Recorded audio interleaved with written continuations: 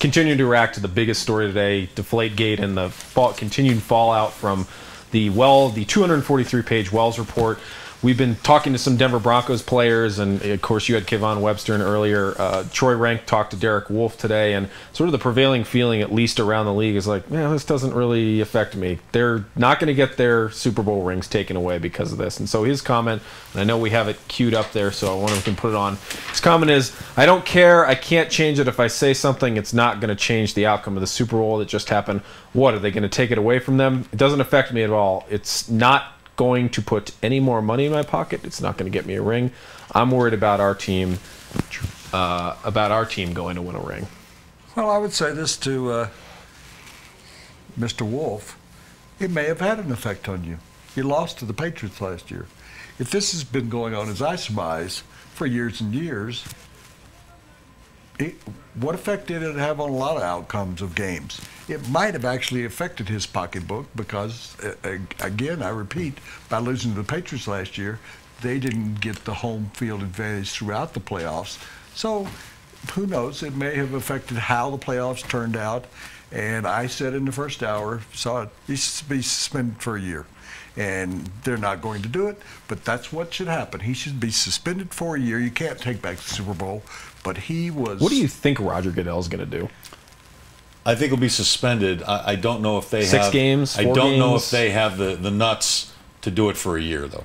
I mean, what are you saying if they just find really them, interesting. If they just find him, I mean, the league is just... Oh, he won't just joke. get fined. If he was found to be cheating... I'm not so sure you're right. I'm not so sure that they want him on that opening night game. Oh, of course they do. They want him to play 16 games. He is a major part of the shield of the NFL. I would just think that...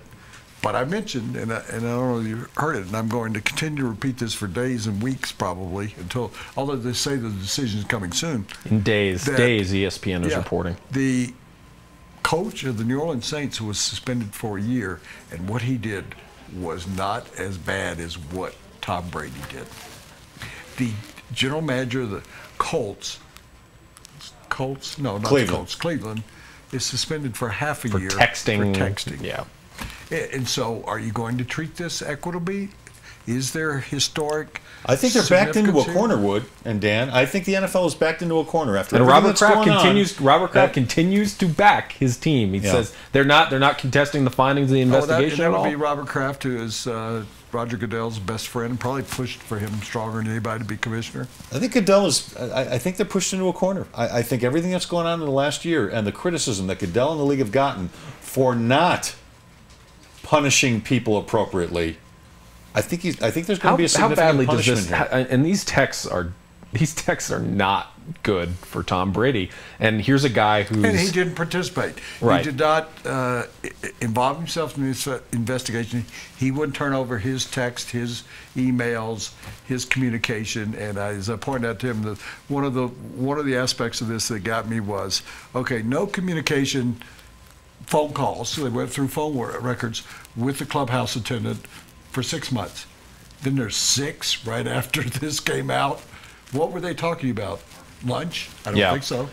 How bad does this affect his legacy? Does it depend on the punishment?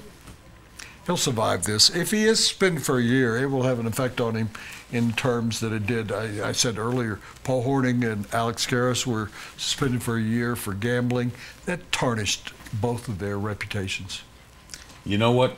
You know how it changes the legacy? You know how it changes the narrative, I should say? After he won his 4th Super Bowl, as many as Joe Montana, we got into that argument, who's the greatest quarterback ever, Brady or Montana? Now I think you've got a lot of people who will say Montana. He didn't have to cheat to win. He didn't have to cheat to win. And that team has a history of cheating. So. Yeah.